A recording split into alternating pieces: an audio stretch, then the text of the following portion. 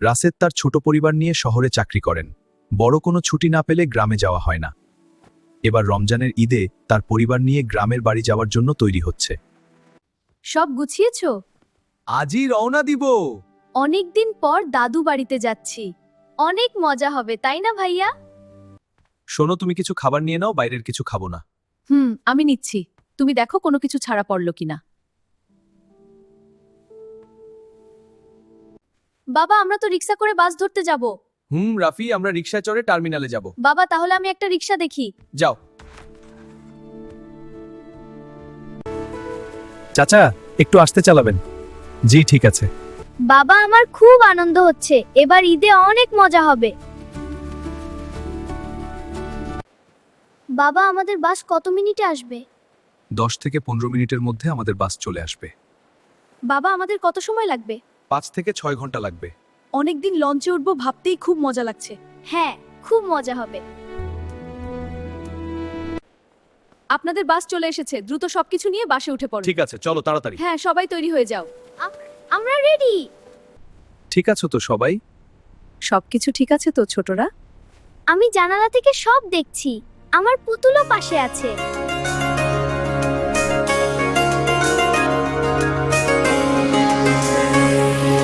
স্বপ্ন টানে দিলাম পাড়ি, অচিন পথে আপন ছাড়ি।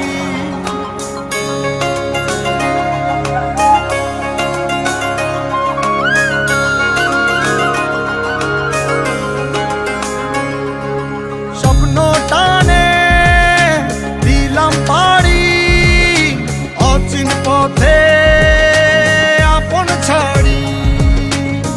পেছন ফেলে উঠান বাড়ি, প্রিয় মুখার স্মৃতির সারি। মন বলে চল ফিরে আবার, স্বপ্ন যাবে বাড়ি আমার। মন বলে চল ফিরে আবার, স্বপ্ন যাবে বাড়ি আমার।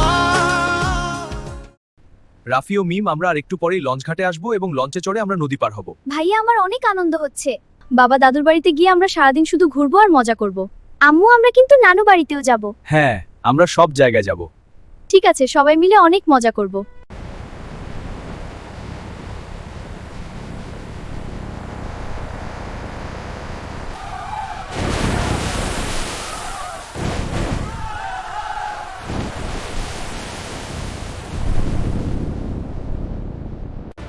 বাচ্চাদের আগে বের করো, এইদিকে আসো।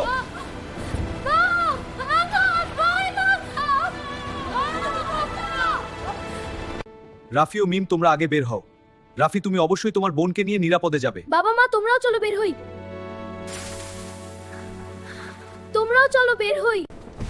রাফি, সোনা বাপ, আগে বোনকে নিয়ে বের হও, আমরা পরে আসছি। না আম্মু, আমি তোমাকে ছাড়া যাব না।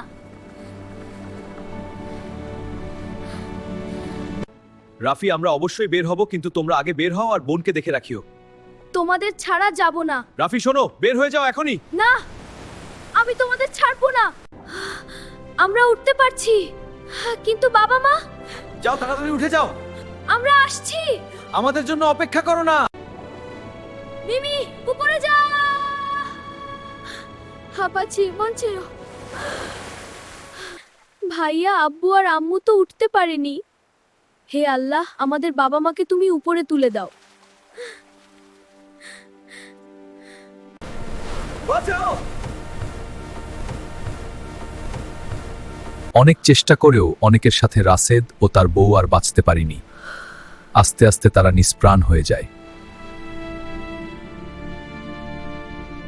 মিমি, তুমি ঠিক আছো? হ্যাঁ, কিন্তু মা বাবা কোথায়? ওদের এখানে বসাও, পানি দাও। বাবা, মা। সবার স্বপ্ন বাড়ি যায় না, কিছু স্বপ্ন পথেই শেষ হয়ে যায়। সম্প্রতি বাংলাদেশের দৌলতিয়া লঞ্চঘাটের লঞ্চ থেকে একটি বাস সরাসরি পানিতে ডুবে যায় এবং অনেক মানুষ মারা যায়। আমরা তাদের আত্মার মাগফেরাত কামনা করছি। আর যেন কোনো প্রাণ এভাবে ঝরে না যায়, মহান সৃষ্টিকর্তার কাছে এটাই প্রার্থনা।